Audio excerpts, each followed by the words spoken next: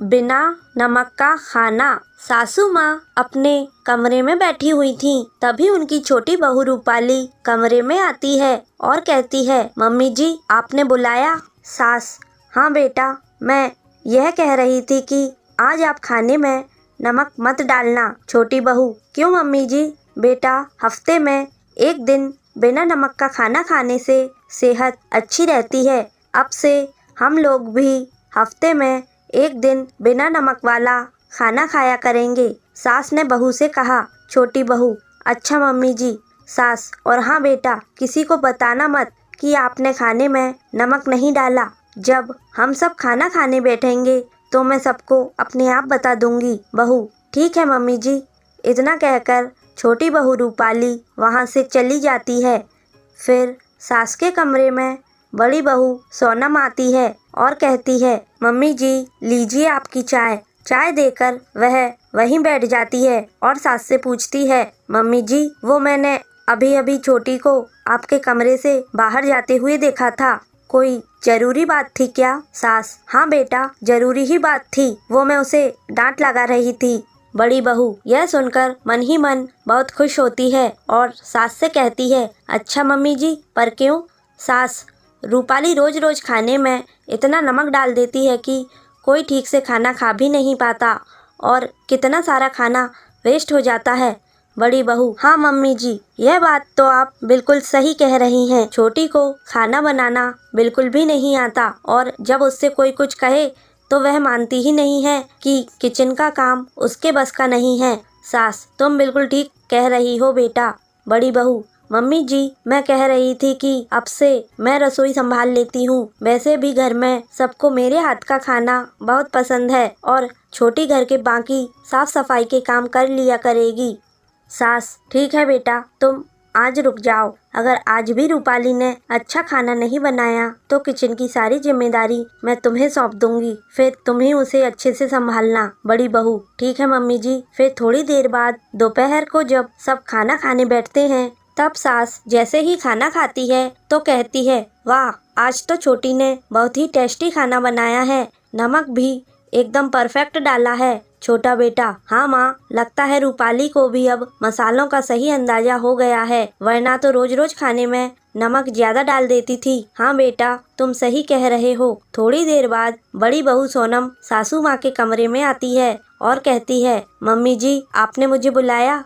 सास, हाँ बेटा, पहले जरा दरवाजा बंद कर दो। फिर बड़ी बहू दरवाजा बंद कर देती है। बड़ी बहू, हाँ मम्मी जी, कुछ हुआ है क्या? सास, बेटा आप खाना बहुत अच्छा बनाती हो, आपको नमक मिर्च का बहुत अच्छा अंदाजा है, पर बेटा आपको यह नहीं पता कि बने हुए खाने में दोबारा से नमक डालने पर खाना खराब हो जाता है। यह सुनकर बड़ी बहू सन्न रह जाती है और कहती है, अरे मम्मी आप ये सब क्या कह रही हो? खाना तो रूपाली बनाती है, फिर मैं उसमें नमक क्यों डालूंगी?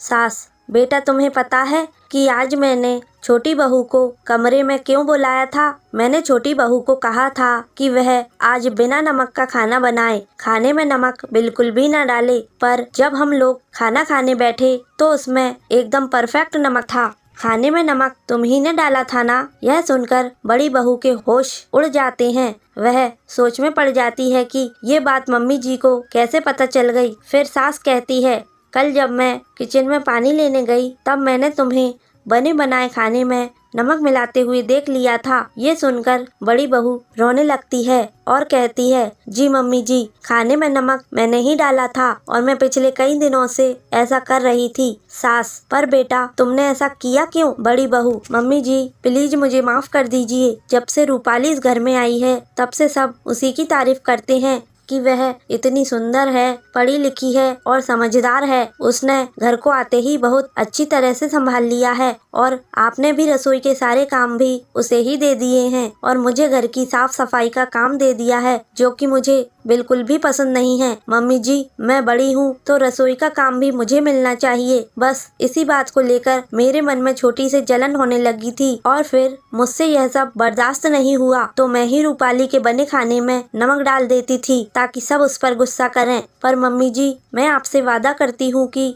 आगे से अब ऐसा कभी नहीं करूँगी। सास, कोई बात नहीं बेटा, तुम्हें अपनी गलती का एहसास तो हुआ। बेटा, घर परिवार में मिलजुल कर ही रहना चाहिए, तभी घर चलता है। और तुम तो घर की बड़ी बहू हो, घर परिवार को जोड़कर रखने की जिम्मेदारी तुम्हारी अधिक है। मैंने रूपाली को किचन की जिम्मेदारी इसलिए सौंपी ताकि वो भी सबकी पसंद नापसंद जान सके, घर में जल्दी घुल मिल जाए और तुम्हें भी रसोई के कामों में थोड़ा आराम मिल जाए। यह सुनकर बड़ी बहू बहुत शर्मिंदा होती है और रोते हुए सास के गले लग जाती है। सास कहती है, बेटा, आज से मैंने रसोई के कामों में थोड़ा बदलाव किया है। आज से तुम किचन के कामों में छोटी बहू की मदद किया करना ताकि वह भी तुम्हारी तरह टेस्टी खाना बनाना सीख जाए। बड़ी बहू, जी मम्मी जी, मैं छोटी को सब सिखा दूंगी। फिर बड़ी बहू किचन में जाकर छोटी बहू से माफी मांगती है। छोटी बहू, पर दीदी आप मुझसे माफी क्यों मांग रही हैं? बड़ी बहू, बस मेरा मन किया इसलिए माफी मांग रही हूँ। छोटी बहू, अरे दीदी, जब आपने कुछ किया ही नहीं है तो माफी कैसी? फिर बड़ी बहू छोटी बहू को सब बता देती है। यह सब सुनकर छोटी बहू को